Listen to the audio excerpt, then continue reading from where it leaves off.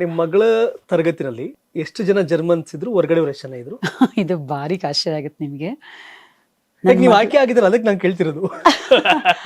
ಅಯ್ಯೋ, ಅದು 30 ಮಕ್ಳಿರ್ತಾರೆ. ಓಕೆ.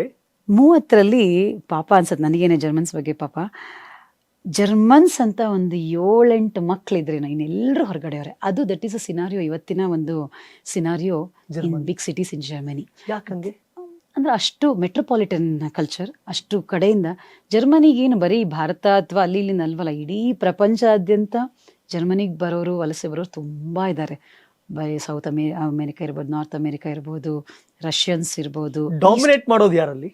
ಅಲ್ಲಿ ಹೆಚ್ಚಾಗಿ ನಾವು ನೋಡ್ತಿರೋದು ರಷ್ಯನ್ಸ್, ಯುಕ್ರೇನಿಯನ್ಸ್. ಅವರು ಬಿಟ್ರೆ ಟರ್ಕಿಶ್ ಪಾಪ್ಯುಲೇಷನ್ ತುಂಬಾ ಇದ್ದಾರೆ. ಅವ್ರು ಅವತ್ತು ಪೋಸ್ಟ್ ವಾರ್ ಸಿನಾರಿಯೋದಲ್ಲಿ ಬಂದಿರುವಂತಹ ಒಂದು ವರ್ಕಿಂಗ್ ಕ್ಲಾಸ್ ಅವರೆಲ್ಲ ತುಂಬಾ ಇದ್ದಾರೆ. ಅವ್ರದ್ದು ಡಾಮಿನೇಷನ್. ನಾವೆಲ್ಲ ಇನ್ನೂ ಸ್ಟಿಲ್ ಸಿಂಗಲ್ ಡಿಜಿಟ್ ಪಾಪ್ಯುಲೇಷನ್ ಅವ್ರಗಳ ಮುಂದೆ ಹೋಲಿಸ್ಕೊಂಡ್ರೆ ಪ್ರಪೋರ್ಷನಲ್ಲಿ. ಹಾಗೆ ಸೊ ಈಗ ಶಿಕ್ಷಣದ ವ್ಯವಸ್ಥೆ ಅಂತ ಬಂದಾಗ ನಾನ್ ಯಾವಾಗ ಅಲ್ಲಿ ಪೇರೆಂಟ್ ಕೌನ್ಸಿಲ್ ಅಲ್ಲಿ ಇನ್ವಾಲ್ವ್ ಎಲೆಕ್ಟ್ ಮಾಡ್ತಾರಾ ಇಲ್ಲ ನೀವೇ? ಹೌದು, ನಾವು ಕ್ಯಾಂಡಿಡೇಚರ್ ಕೊಡಬೇಕು.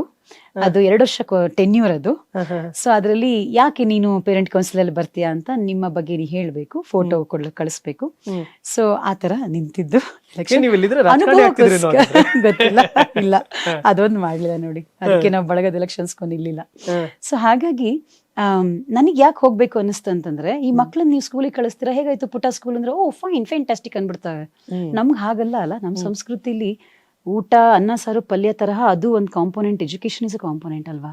ಏನ್ ನಡೀತಿದೆ, ಅವಳು ಯಾರು ಟೀಚರು, ಸ್ಕೂಲಲ್ಲಿ ಏನ್ ನಡೀತಿದೆ ಅನ್ನೋದು ಎಷ್ಟು ನಮಗೆ ಸಮಗ್ರ ಮಾಹಿತಿ ಬೇಕು.